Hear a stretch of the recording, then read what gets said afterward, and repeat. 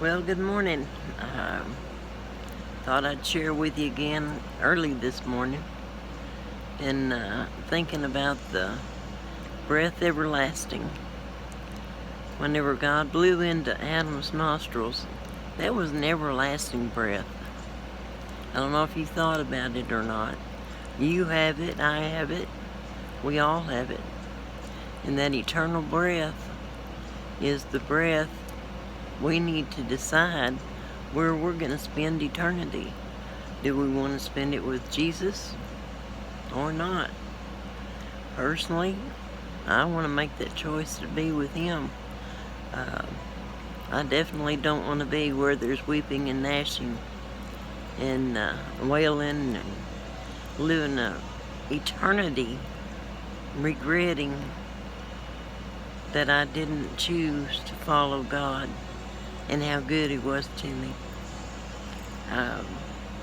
So I encourage you, that's your choice,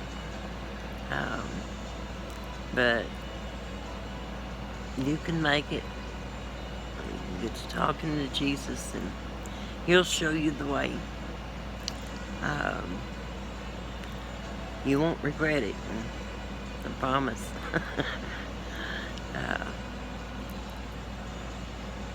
Anyway, the other thing I was thinking about this morning was the fact that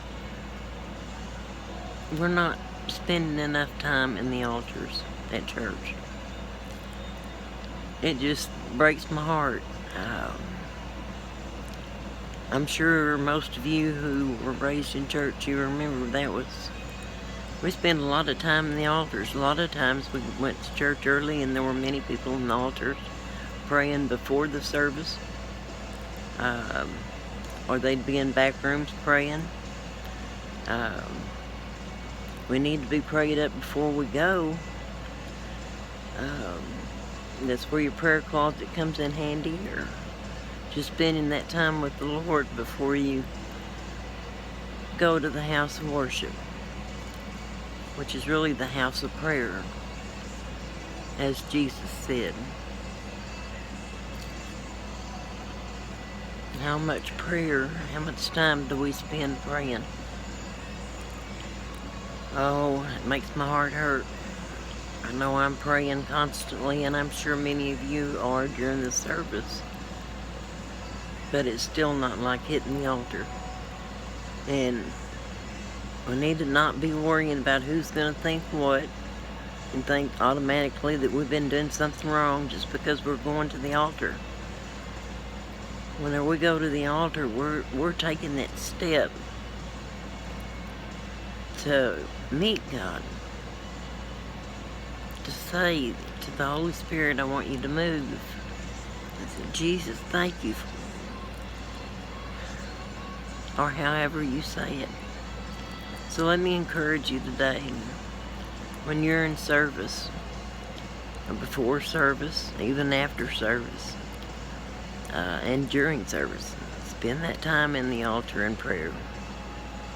I believe you'll see a big change, and it's time we got back to worshiping together, truly worshiping. And part of that means spending that time in the altar together, praying for one another. And I hope you'll seriously think about what I've talked about today, and remember about that breath, that everlasting breath, because it is a choice, and you have that choice. And I hope you choose that you want to be with Jesus. You have a blessed day, and I'll talk to you again soon.